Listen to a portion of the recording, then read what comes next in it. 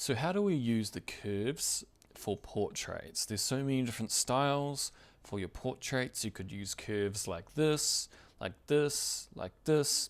So curves are super important for style. First, you need to understand just how to use them. So I just want to focus quite a bit on the curves in this video. And we've got Jared's image over here. He gets a very nice looking film edit to his photos. So we're just going to be trying to recreate the way he does it. And I'll teach you the process. So make sure you watch the whole video to see the whole process of the edit, and then I'll just really make sure you understand the curves as well. So here we have no edits. Over here, it is pretty warm. It kind of looks like portrait gold, if you know film. Anyway, really nice looking edit. We're quite cold and bland over here. So we're going to be doing curves so we can control our style. So right now I'm going to reduce contrast, maybe up the blacks, and now I'm going to do the curves. Okay, so now we just did some curves in the color channels. Let's see before and after, before and after. We basically just added in contrast into the image. So we get a nice amount of contrast. We would be too contrasty if this was up. So this needs to come down, and now we have a nice contrast to the image. Okay, and now I just did this curve here. So this one, if we reset channel, now let's bring it back. Now we're smoothing the image out, because you can see in his image how there is a lot of fade, like it's lifted. So if you watch our image, look how we're fading, like we're even losing detail almost. So I just really want to match what he's doing in his edits. We're fading it out nicely with this channel here. So here's before and after of curves. Now let's get into what are these curves, like what are they actually doing? So we have a square here, and we have dark pixels over here. So this is all the dark areas of the image, and up here is the bright areas of the image. So you can see how it's affecting the sky, and you can see how this is affecting the shadows. So that's this axis here. Darks over here, brights over here. Now what is this axis, the y-axis?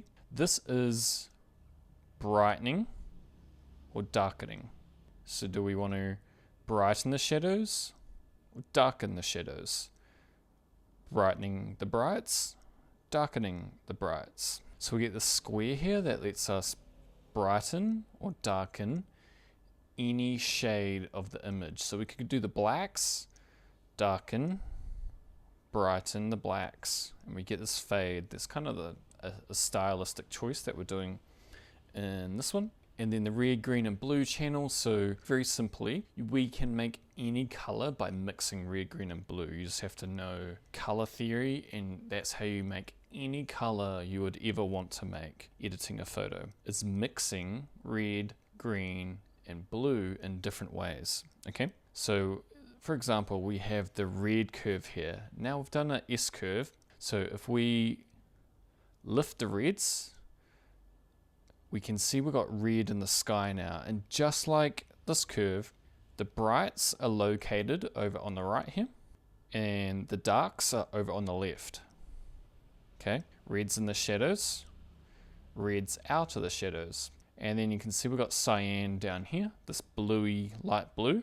We've got red up here, so just do you want to move towards red and add more blue in. And we can work with the greens, we can work with blue, and we have really strong control of our colors, okay? So I'll actually come back to curves because I want to show you some other tools first. Okay, let's lift the blacks to help with the fade and the shadows. Okay, so I brightened the sliders up here.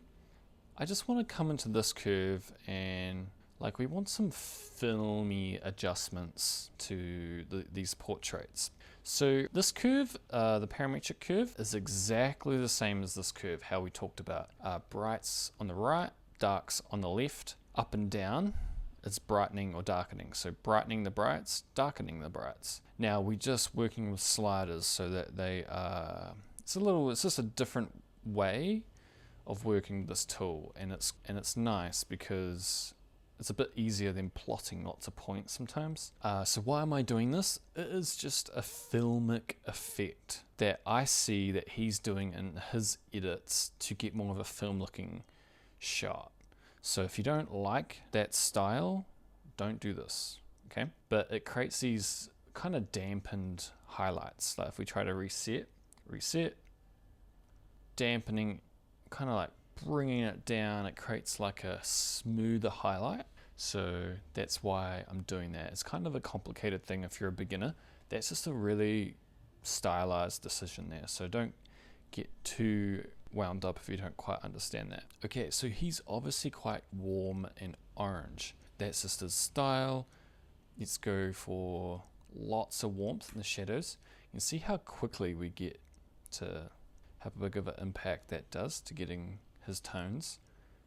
So this is a really, really nice looking image, largely because we're going for such a nice yellow, bright yellow in terms of tones. And then I just think it's a great image to do that for, because we already have a lot of yellows in the image. So it just helps when you're choosing your photo, what direction to take your edit. If your photo already has those colors in the image. Okay, so got quite a few oranges. It's really nice. There's like just not many blues, not really. Yellow is the best color to work with, so I'm leaning towards those colors. So his style, the film look, let's get a bit of just like texture by doing the clarity. So I'm just looking at his image, trying to match it, looking at his Instagram, matching his edits. A little bit of softening, but we want that crunch of text clarity. He has pretty vibrant tones. Touch brighter. The whites. Okay, that looks pretty good. Okay, so film definitely needs some grain, but it's pretty minimal. He doesn't choose much.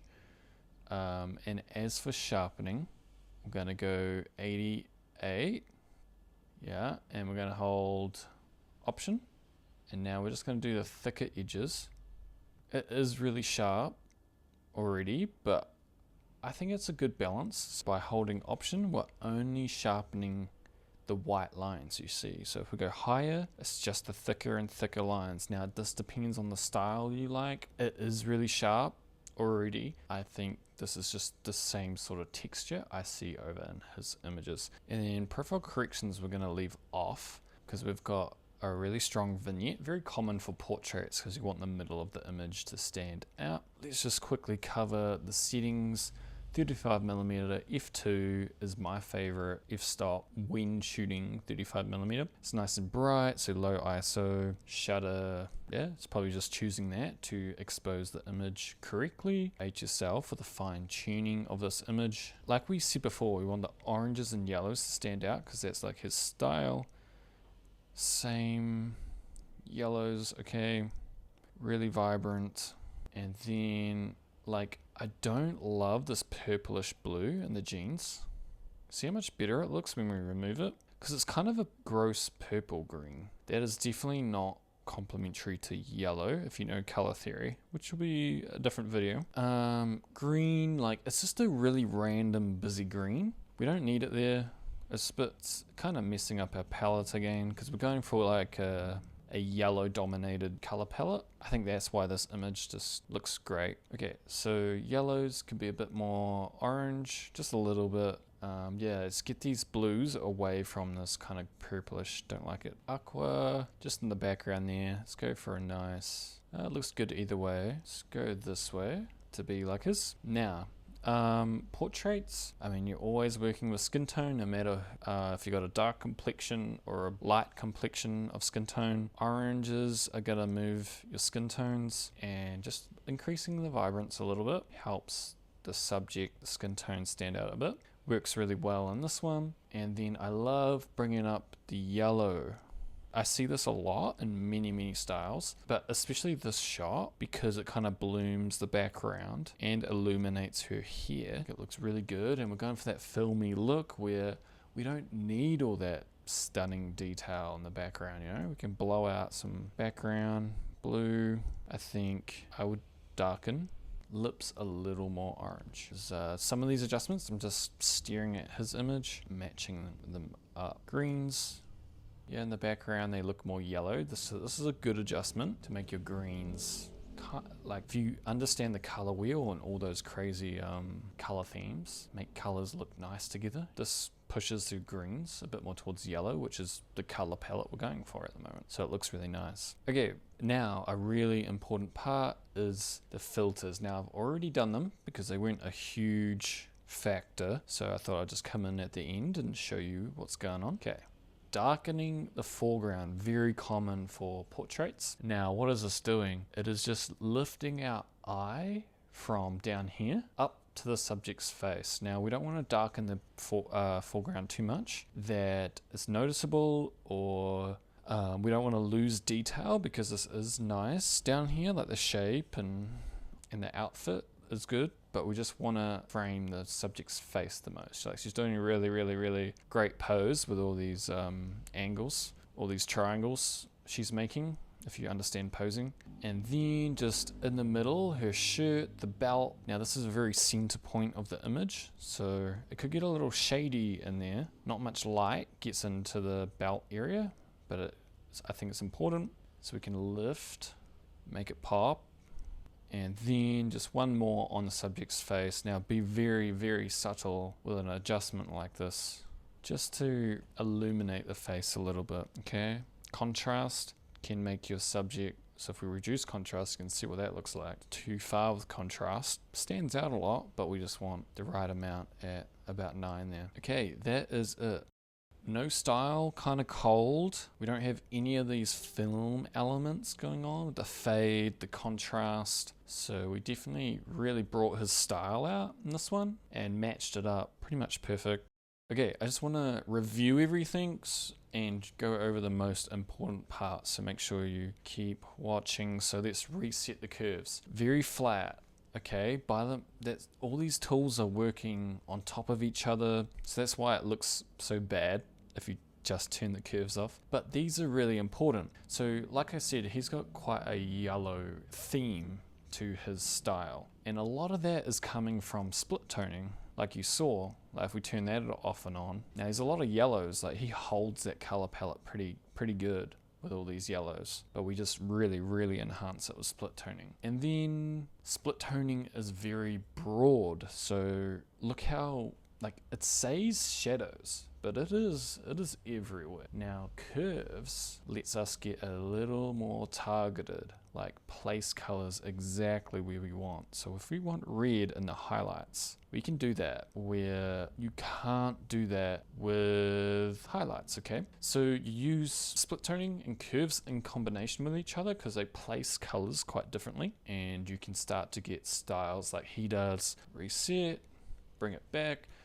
That's just one way to use the curves, one style. You have to understand what the curves do. So go watch my trainings on curves, on how they work as a scientific tool, because you need to know that if you ever want to be able to go create styles and like pick the style that you're thinking of and be able to get that onto your images. You need to know them as a science because there's so many different styles and they're used in very, very, very different ways. Let me know what you want to see in the comments. Do you like these tutorials or do you like the 4 tips? I'm trying to find my format. Follow over on Instagram and catch you guys in the next one.